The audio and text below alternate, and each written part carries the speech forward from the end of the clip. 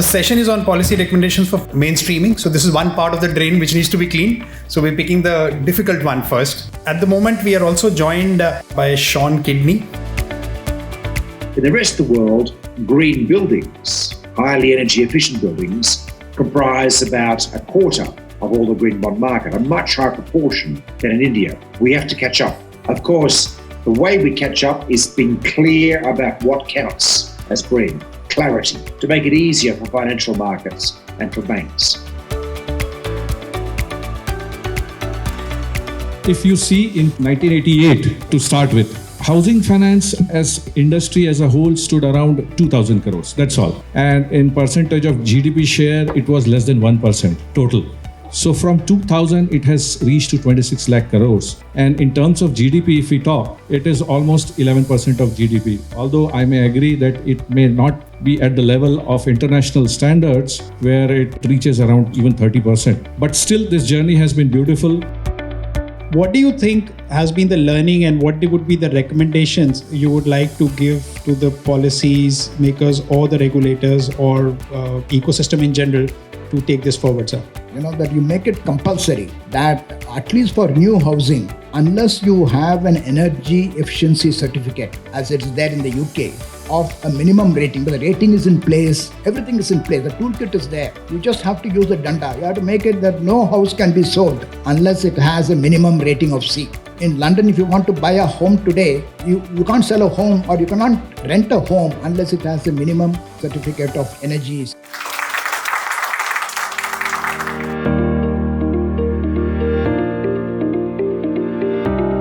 We have an extraordinary set of knowledge and capacity here to share. So dive right into the material. We will do a round of questions for each of the panelists. And I thought I would start with Mr. Didi. Since the Bureau of Energy Efficiency plays an important role, you set the codes, the regulations, but you also have a number of programs that generate incentives to become more energy efficient. So we look forward to hearing what you're doing to push that envelope. We are promoting star rating of buildings, and that will give incentive to the developers. So it will be like a market-based mechanism that how developers will be incentivized by increasing the sales of those star rated homes. So in a way, consumer will ask for that I need a star rated home, and that will give an added advantage to the developers that if they are selling the star rated home, then it's a quality home.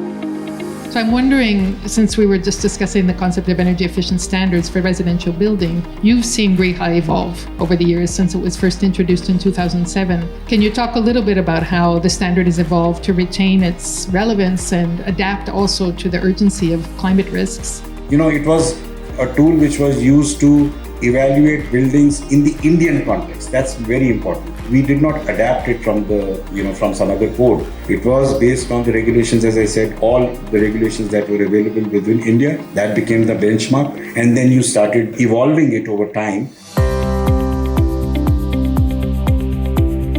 I have seen in Europe, people talk about, they talk about standards, but labeling is missing. Suppose if I talk about AAC block, AAC is being manufactured by hundreds of organizations, but their properties are changing, and we are also coming out with better products to conform to the requirements of Indian standards and also international standards.